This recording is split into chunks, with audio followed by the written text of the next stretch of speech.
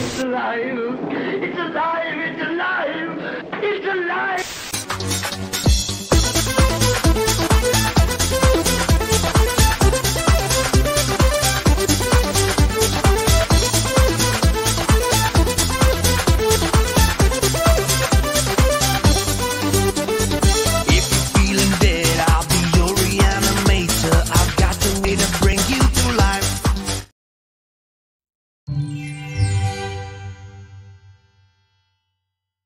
Ah là là, c'est ça le paradis, le vrai. Les sources de l'enfer. Ah, et puis je suis seul, oui, tout seul à côté des lacs de feu. Écoutez-moi ces beaux bruits, les cris des agonisants, oh, c'est tellement agréable. Des sources enfériques et puis aussi de toutes ces beautés qui ne font pas, disons que vanter leur charme en magazine. Ah, c'est tellement impressionnant. Si vous pouviez voir ce paradis, vous en seriez tout retourné.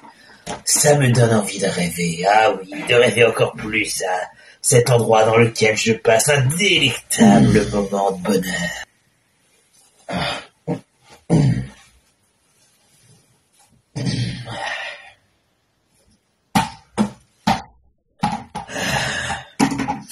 Vas-y, envoie le ballon pour le tout en point. Vas-y, je vais dunker. La de casse-couille. Non, ce n'était pas vrai. Comment on fait, chef?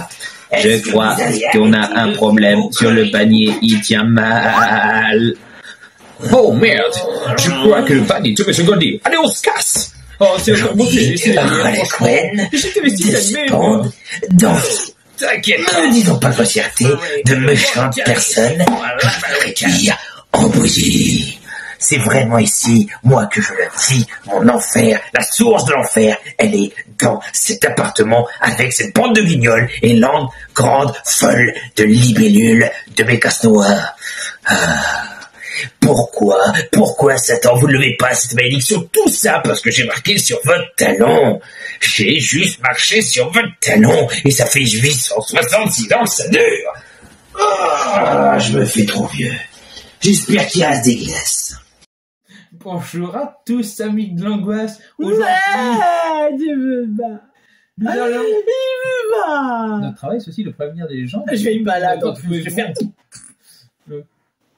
Nous allons vous parler du film La main rouge du diable.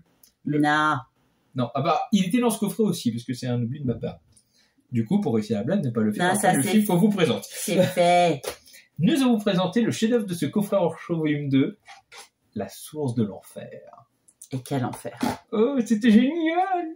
Je t'ai épargné l'intro. Quel enfer. Le générique. Donc, La source de l'enfer de... Quel enfer. De 2002. Oui, de c'est ça. 2002. De qui a réalisé ça? Quel est le... Steve Taylor. Ah ben. Qui a réalisé aussi... La route vers l'enfer. Qu'on ne soutient pas dans notre cœur. En 2003. Il y avait un truc. Déjà, il a un truc avec l'enfer. Hein. Mais qui a fait aussi d'autres films, notamment... Comment ça se prononce ça? Cloud. Cloud. Je ne sais jamais quelle lettre on mange. En 2017, donc il a continué d'être prolifique. En 2017, le pauvre. Il a eu un petit bins entre les deux, non, on ne sait pas. Truc, mais je suis pas sûr que c'est de la réalisation. D'accord. C'est peut-être de la production. Non, très sérieusement, voilà quoi. Donc, les acteurs, Triss, Mélissa René Martin. Et on la connaît, Mélissa. Parce qu'on en a parlé. Parce que Mélissa, elle a joué dans au moins 2 films que l'on a fait ou que l'on fera sur la chaîne. Voilà, il y en a qui devraient se suivre avec celui-là. Voilà. Donc, il y a Final Scream que l'on a fait avec l'ami Demi de Toei House, film de 2001. Ok. Et il y a Killers 2 que l'on n'a pas fait avec lui parce qu'on va pas tous lui faire les trucs nuls. Qui normalement va apparaître avant celui-là, mais c'est pas gagné. Et qui va apparaître avant celui-là, normalement, c'est pas gagné, vous verrez bien. Enfin, qui va apparaître. S'il n'est pas apparu, c'est qu'il vaut regarder. Et qui est mieux. Puisqu'il vient du même coffret. Et qui est mieux. Et qui est, oui, enfin, c'est pas difficile non plus. Non, là, voilà. Et un troisième film qui s'appelle Junior le Terrible en 1990. On l'a pas raté, la pauvre actrice. Voilà. Donc, et alors toujours pareil, hein, un petit monsieur qu'on connaît parce que il a joué dans des films que, enfin, hein, Voilà. Matthew Scollon qui a joué dans Killers 2. Quand vous dites que tout est lié, de 2002, croyez-nous. qui a joué dans Audition. Et celui-là, vous allez l'en entendre parler. Audition. Parce que c'est on n'arrivera jamais à le prononcer, en fait. C'est tellement brillant. De 2006, c'est Odishon. Au chapeau chinois. Tu fais l'ombre? Je fais l'ombre. Pardon. Et Love is Strange en 1999. Love Strange. Et pour finir, notre troisième acteur est David Anders, qui a joué dans iZombie de 2015 à 2019. Que vous conseille. Dans Vampire Diaries de 2009 à 2017. J'ai pas vu Vampire Diaries. Et dans The Revenant, en 2009. Beaucoup m'ont dit du bien, mais j'ai pas trop le DVD encore. Voilà. Mais de toute façon, vous allez voir la tête du monsieur, vous allez faire Oui, c'est vrai. Alors, parce que c'est quelqu'un qui va forcément vous... Je tiens avant le synopsis à préciser quelque chose d'important. Nous venons trouver peut-être... Nous déclinons toute responsabilité sur ce film. Et ce qui en déroulera pour ceux qui auront le danger de le regarder. Nous venons peut-être de voir, autour d'1 minute 37 de film, la quintessence de tout ce qui ne va pas dans les films d'horreur. Le millésime du pire des oubliettes. Je t'en prie. Non, c'est profond, je méditais. J'ai creusé. Je creuse encore. Voilà, t'es au fond, là. Alors, 4 adolescents introvertis et mal dans leur peau découvrent au cœur de la forêt une étrange pierre magique qui leur donne des pouvoirs surnaturels. C'est pas de la kryptonite, hein. Non. Amusés, ils jouent de ces nouveaux dons et en profitent pour se venger de toutes les humiliations dont ils sont victimes à l'école. Mais ce qui s'annonçait comme un divertissement s'avère être un jeu dangereux, susceptible de leur faire commettre l'irréparable. Oh non. Bon, soyons honnêtes un peu 2 secondes parce que là c'est pas normal. Scénario. Donc, Alors, pardon, vas-y.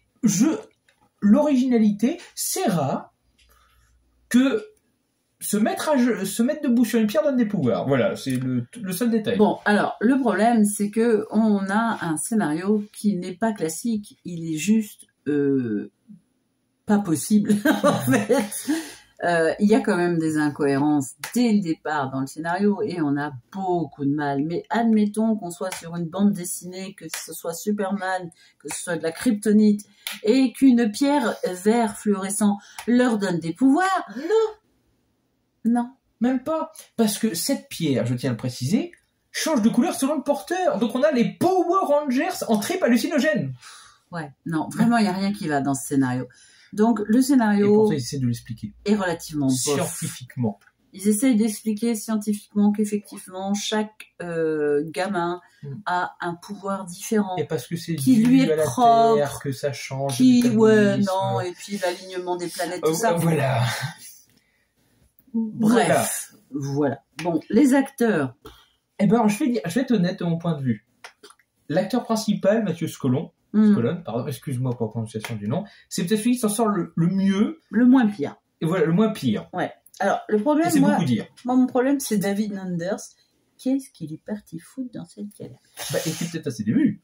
Je pense. Alors, un des méchants, je pense. Il a une tête à jouer. Non, c'est un personnage assez secondaire en plus. Justement, du gang. La fille. Il a fait son Robert Englund, tu vois, il a fait coucou, je suis là, et puis voilà. Je suis plus là. Et donc, en fait, bref, c'est un petit peu casse-couille parce que j'aime pas faire ça. Mais il n'y a pas grand chose. Mais clairement, je vois pas. Alors, parce que, non, franchement, on va attaquer le truc qui fait mal, c'est la photographie. Et là. Je vais pas le faire trop. Photographie et réalisation, voilà. arrête de faire des reflets dans la caméra. Caméra. C'est assez édifiant parce que en fait la caméra fait Imaginez ce qu'on a dit. le roulis. Vous connaissez le roulis? Ça fait du roulis. Imaginez ce qu'on a dit de Deux Coteaux. C'est pire. Parce que de coteaux ça fait. Mais Voilà. que là, ça s'arrête pas. C'est Deux montagne Coteaux. russe. La source de l'enfer. Tu vois? Oui, et puis C'est dans les tous essuie-glaces, sens, hein. mais à la deuxième Non, vitesse. Plus, Oh la plus vache. violente. Je vous jure que c'est la première fois de ma vie que je regarde un navet. Non, faut pas que j'arrête ma phrase là. C'est la première fois de ma vie que je regarde un navet qui me rend malade à ce point, mais malade. C'est-à-dire que même 1 heure après avoir vu le film, j'ai encore le mal de mer. Or, je n'ai pas le mal de mer. Et c'est pas exagéré. Je tiens à C'est préciser terrible. un détail important. J'ai jamais vu ça. Et encore, je tiens à préciser un détail important. J'ai épargné Libellule le générique. Oui, encore, j'ai pas vu Qui les Bérutes. Le M'aurait générique. tué si j'étais épileptique. Voilà, donc, Vraiment. alors, très sérieusement, pour les épileptiques, évitez le générique. Hein, Oui, passez non, directement... faut éviter le film. Oui, non, ça, on va y venir après. Mais voilà.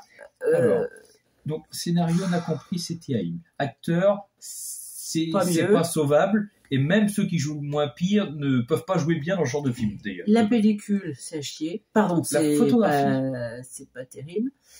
La photographie, non, vraiment pas, parce Non, que... elle n'est pas aidée.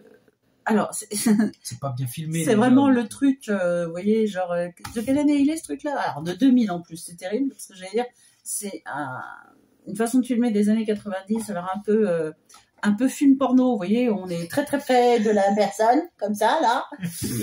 C'est des gros plans absolument abjects. On lui voit les trous de nez, les poils, enfin... Et je vais le dire pour ceux qui s'attendaient et qui soient déçus, il n'y a même pas de porno. Mais en plus, il n'y en a pas. Non, bah alors là, vraiment, il n'y en a pas.